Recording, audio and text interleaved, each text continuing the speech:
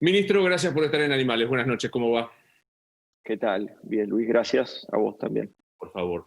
Para el gobierno es una hipótesis preferida casi cerrada que la muerte de Fabián Gutiérrez se trató de un crimen dentro del ámbito privado.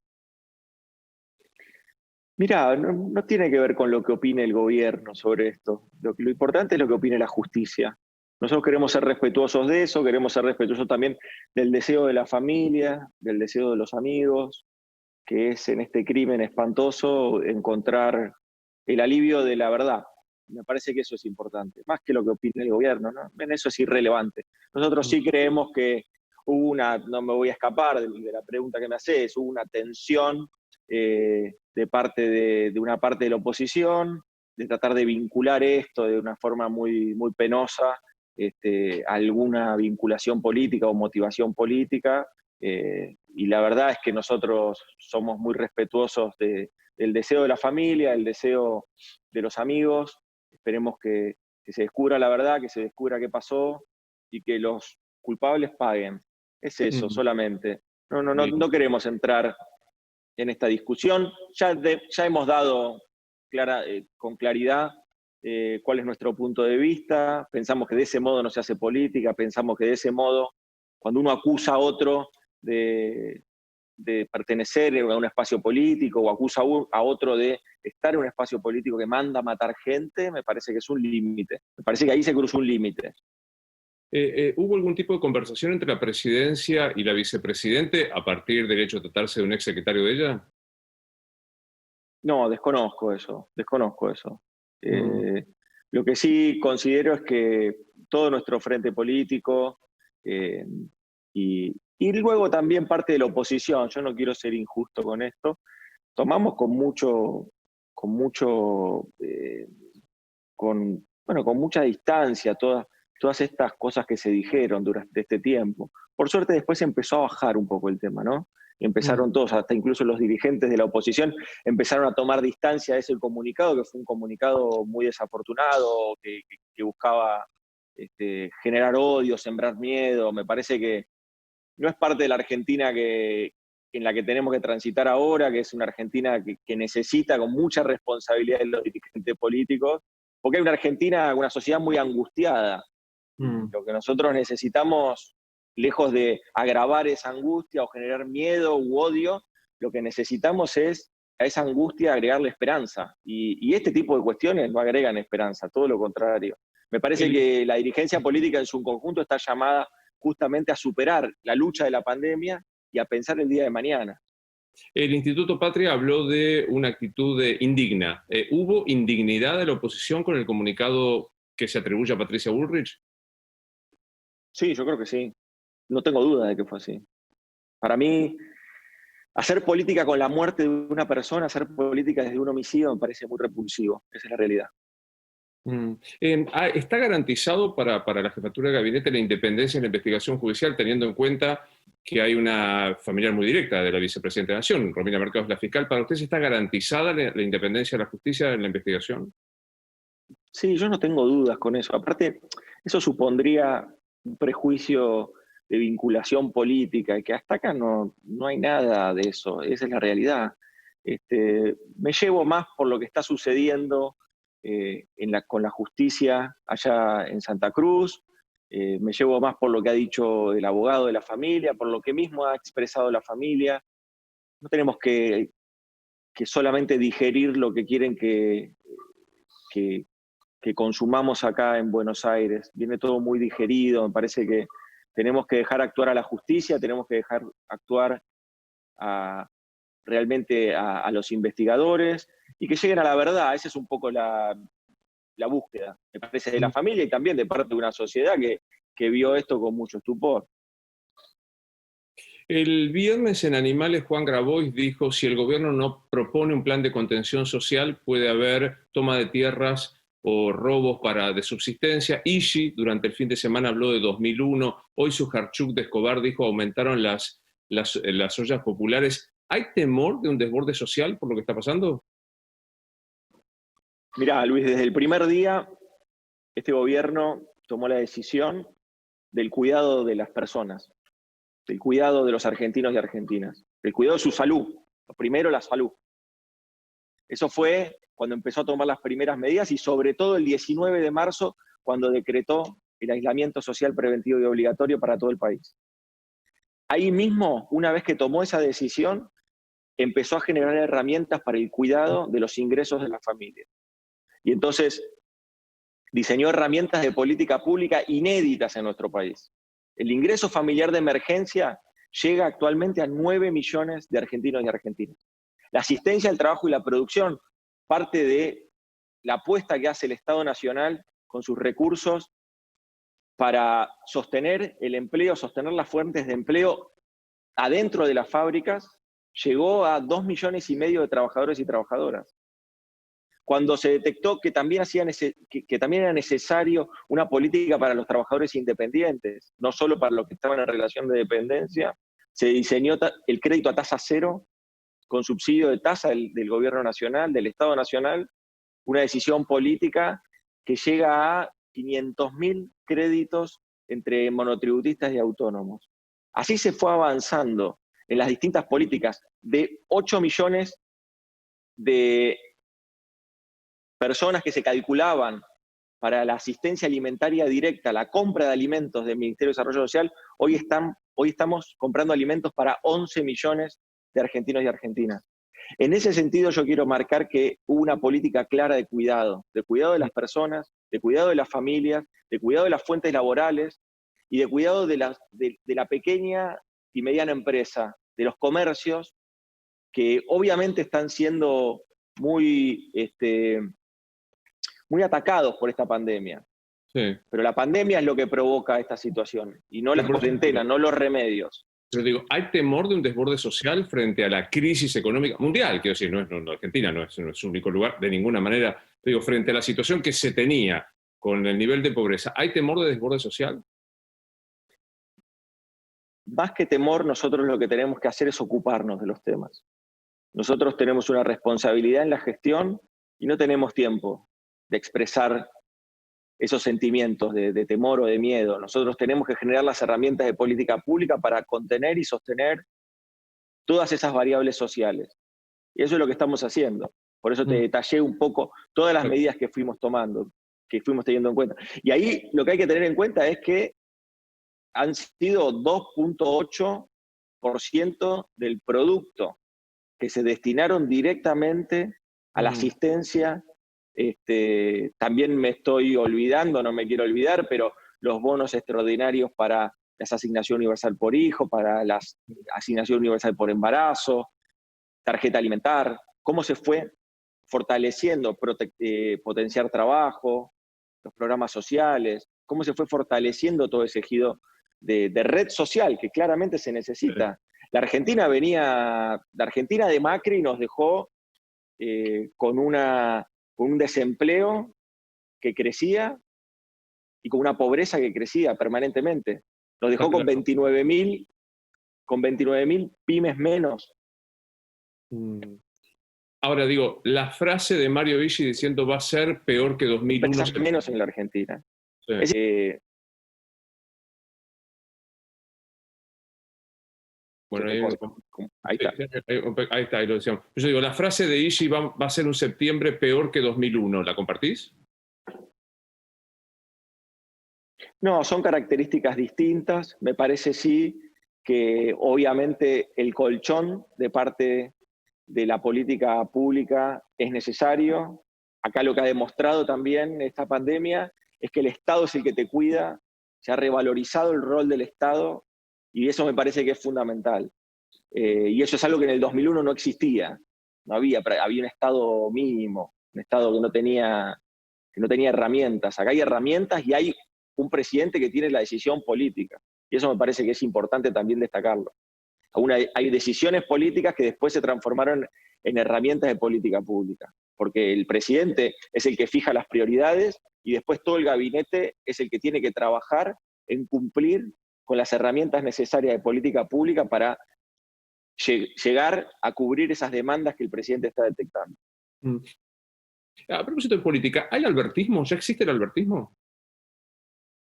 No, nosotros para nada. Lo que nosotros hacemos es seguir fortaleciendo el Frente de Todos, lo hemos hecho siempre.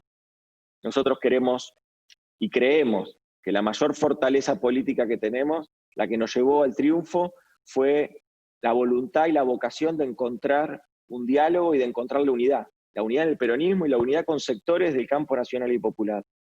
Y eso fue el Frente de Todos, que hasta poco tiempo antes de ver la luz parecía muy distante una posible victoria contra el aparato del macrismo. Y sin embargo, en esa unidad se encontró la fortaleza, la unidad de todos, de gobernadores, movimiento de trabajadores, movimiento obrero, movimiento de pymes, de comerciantes, bueno, naturalmente la figura de Cristina Fernández de Kirchner, la figura también de Sergio Massa, es decir, todo eso se fue componiendo.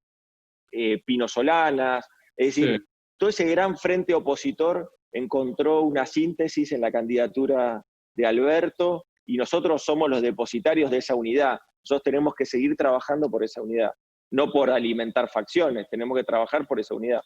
Bueno, veamos algunos temas muy concretos. Horacio Berbisky publicó en el Cohete nuestro domingo el anterior que el 17 sí o sí tiene que entrar el impuesto a la riqueza o la contribución por única vez a los ricos.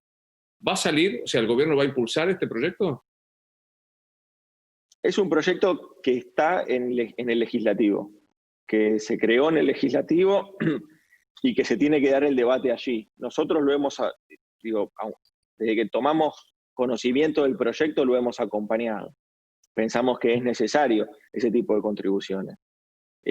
Como también es necesario lo que estamos mandando el día de mañana, o creo que el día de mañana va a estar yendo al Congreso, que es un gran plan de moratoria de deudas hasta el 30 de junio. Del 30 de junio para atrás, un gran plan de moratoria. Y ahí me parece que es importante también como programas de alivio, como programas de salida. A veces se habla mucho, bueno, cuáles son los programas de salida. Bueno, esto es un puntapié inicial.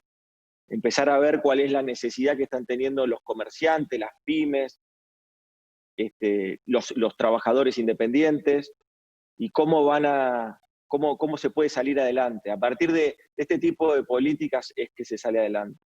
Está claro. ¿Lo toman como un fracaso al proyecto de Vicentín, que finalmente quedó fuera de juego legislativo, al menos el que planteaba Fernández Sagasti? ¿Es un fracaso el tema Vicentín? No, para nada. A ver, lo que nosotros vemos es que hay una necesidad de que Vicentín se recupere, en primer lugar. El camino para recuperar Vicentín, nosotros pensamos que era uno, y el presidente marcó con mucha claridad que él no es dogmático, ni que se va a enamorar de los títulos, ni mucho menos, sino que dijo, bueno, si yo pensé este camino, si hay otro camino para llegar a recuperar la situación de Vicentín, que recuperar la situación de Vicentín no es recuperar a la empresa, es recuperar a los más de 2.500 productores que hace ya prácticamente un año o más que no cobran. Familias enteras que están desesperadas porque no cobran. Y esto es lo que está sucediendo con Vicentín. Recuperar Vicentín es recuperar a esos pequeños productores que hoy no ven ningún tipo de horizonte con claridad. Hoy por hoy, lo que se está trabajando es en una propuesta que trajo el gobernador Omar Perotti, el gobernador de Santa Fe, el gobernador de tu provincia, vos sos santafesino. Efectivamente. El gobernador de Santa Fe, te haces cargo. Claro. El gobernador de Santa Fe trajo una idea distinta, con un camino distinto, y el presidente tomó la decisión de avanzar con esta propuesta que hacía el gobernador Omar Perotti, y hoy estamos a la expectativa de eso. Necesitamos obviamente que se entienda cuál es la situación en Vicentín. En Vicentín está dada la situación donde hay una empresa que ha incumplido todo, una empresa que está siendo investigada por fuga de divisas, que está siendo investigada por defalco, una empresa que se presentó en concurso de acreedores pocos días antes de que nosotros asumamos la presidencia. Y efectivamente lo que sucede ahí es que cuando uno puede hablar de todos estos títulos, pero cuando uno va concreto, lo que sucede ahí es que hay familias que no encuentran destino, que no saben para dónde, para dónde disparan, que están colgados de la brocha, no saben qué va a pasar. Está claro. Cada vez que aparecen estos temas, Vicentín, o aparece la trágica situación de Gutiérrez y demás, ronda la presencia, al menos en análisis periodístico, de Cristina Fernández de Kirchner. Mirado desde adentro, Cristina Fernández de Kirchner, en esta coalición que preside Alberto Fernández, Cristina, ¿cogobierna con Alberto? Se complementan, se complementan. Cristina es una vicepresidenta excepcional, fue 8 años presidenta. La excepcionalidad de su figura hace que uno obviamente tenga en cuenta su opinión. Y esto es lo que hacemos nosotros. Hay una complementariedad. Esto es un todo, es el frente de todos. A nosotros se le exigió al peronismo que tenga una mirada más amplia, y la tuvimos y construimos este frente, que es un frente diverso, que tiene ideas distintas, que discute y que tiene democracia interna. Ahora, cuando la ejercemos, a algunos les molesta y nos tratan de dividir. Pero nosotros vamos a seguir unidos, porque cuando nosotros nos desunimos, lo que sucedió es que vino el macrismo y fueron 4 años de hambre y miseria para nuestra gente, de un endeudamiento exorbitante que hasta el día de hoy tenemos que estar viendo cómo el ministro Guzmán lleva adelante una negociación, cómo hacemos para que esa deuda sea sostenible, no solo sostenible en el tiempo, sino fundamentalmente sostenible para un modelo de país que necesita, que ha decidido abandonar la especulación financiera y que quiere ir hacia un modelo de producción y de trabajo. En ese sentido, nosotros no nos vamos a dividir porque tenemos esa responsabilidad histórica. A los que quieren ver a Cristina peleada con Alberto, eso no pasa ni va a pasar. No pasa ni va a pasar.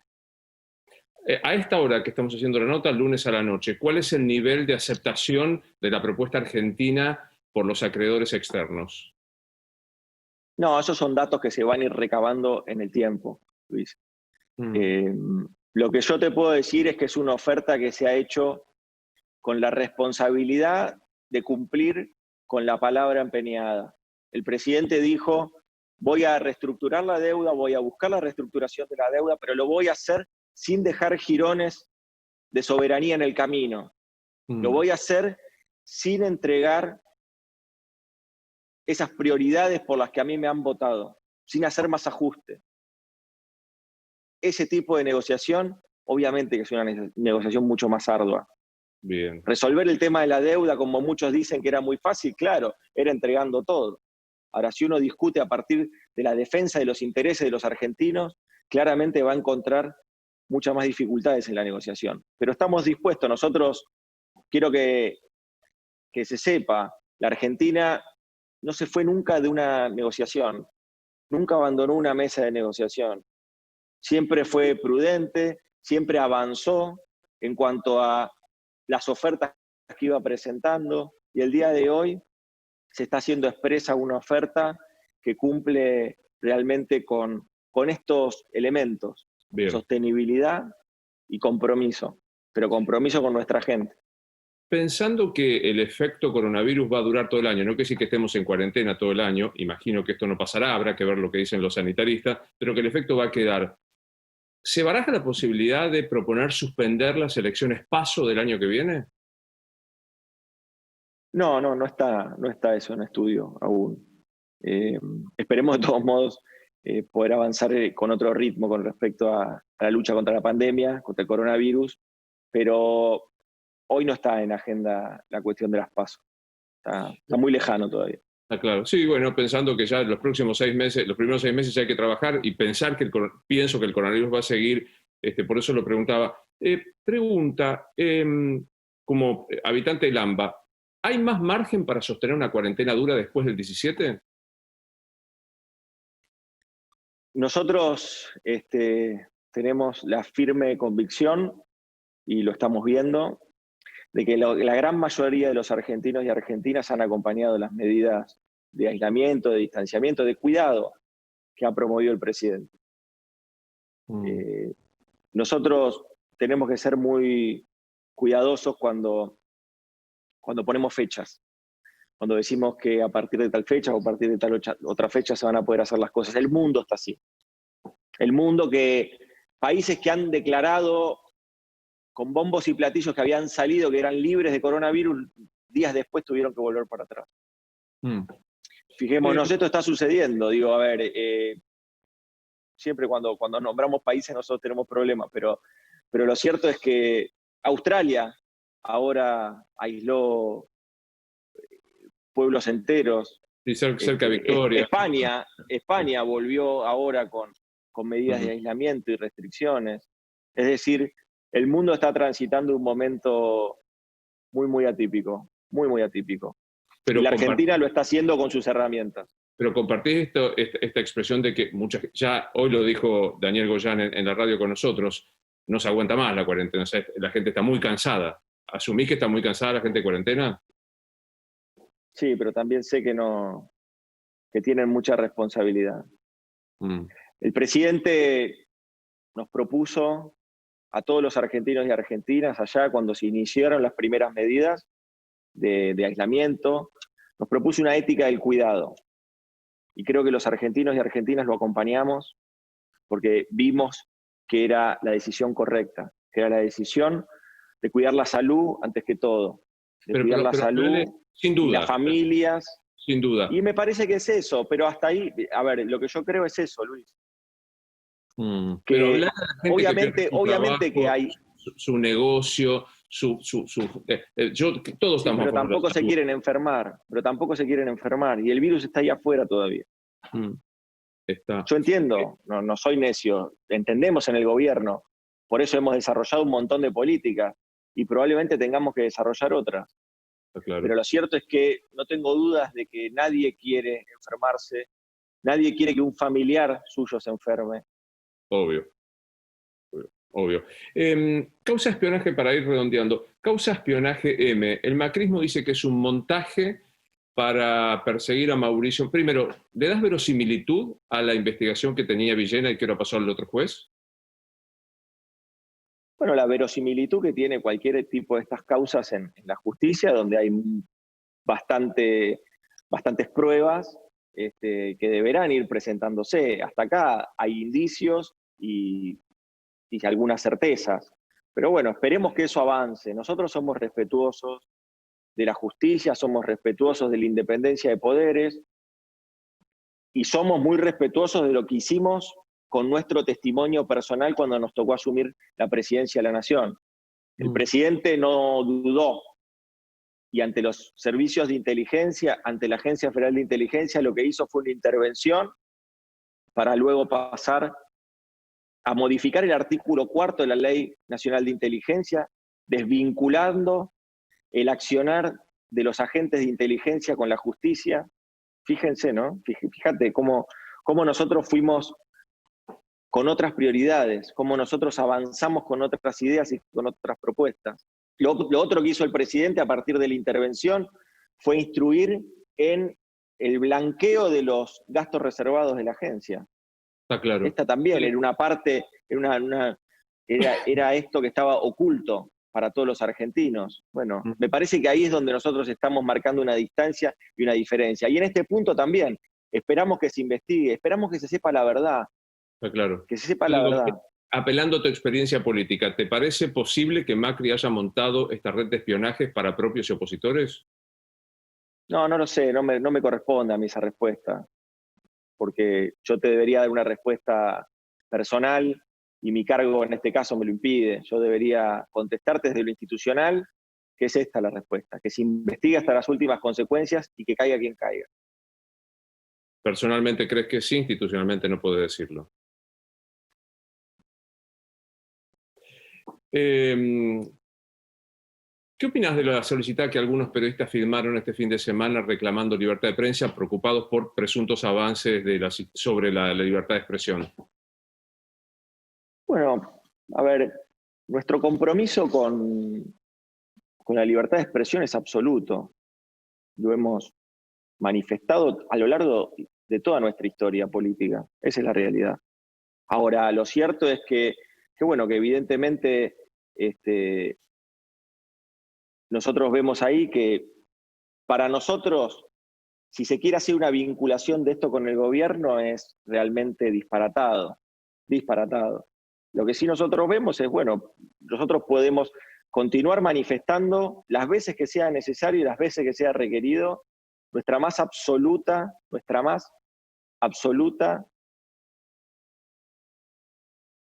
te cortaste. Acá estoy. Nuestra más absoluta confianza y nuestra más absoluta defensa de la libertad de expresión. Siempre lo vamos a seguir haciendo. Siempre. Y si eso es requerido, lo vamos a seguir haciendo. Y si surgen dudas con respecto a eso, lo vamos a seguir haciendo. Siempre vamos a defender la libertad de expresión. Gracias por habernos atendido, Santiago. Muy amable. Gracias a vos. Que sigas bien.